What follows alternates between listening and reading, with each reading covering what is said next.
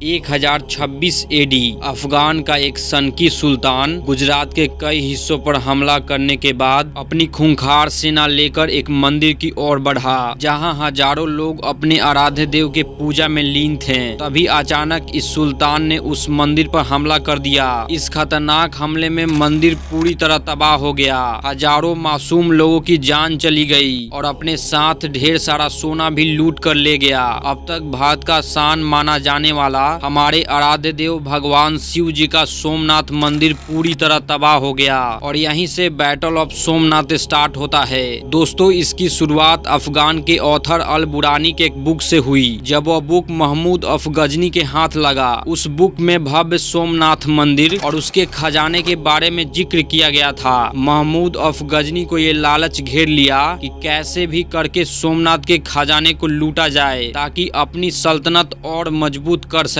इस वजह से गजनी सोमनाथ मंदिर पर हमला करता है। इस हमले में वह पूरी तरह मंदिर को ध्वस्त कर 50,000 से भी ज्यादा लोगों को मौत का घाट उतार देता है। ऐसा कहा जाता है कि निर्दयी, क्रूर और दुष्ट गजनी ने मंदिर के कई टूटे हिस्सों को ले गया और सोमनाथ मंदिर के इस पवित्र टुकड़े से उसने वहां मस्जिद की सीढ़ियां बनवाई। कई साल बाद गुजरात के राजा भीमदेव और मालवा के राजा भोज ने मिलकर सोमनाथ की मरम्मत करवाई। फिर से लोग वहीं पूजा अर्चना करने लगे। ये चीजें 12वीं सेंचुरी में दिल्ली सल्तनत के दुष्ट शासक अलाउद्दीन खिलजी को रास नहीं आया। उसका नजर पवित्र सोमनाथ मंदिर पर पड़ा। वह चाहता था कि इस मंदिर को पूरी तरह तबाह करके यहाँ के सारे खजाने को लूट ले और उसने ऐसा ही किया। लाखों सेनाओं के साथ इस मंदिर पर हमला कर दिया। कई राजाओं ने उसे रोकने की कोशिश की, लेकिन उसकी विशाल सेना ने सभी का सर धड़ से अलग कर दिया। अलाउद्दीन खिलजी के बाद और भी कई आक्रांताओं ने सोमनाथ मंदिर पर हमला किया,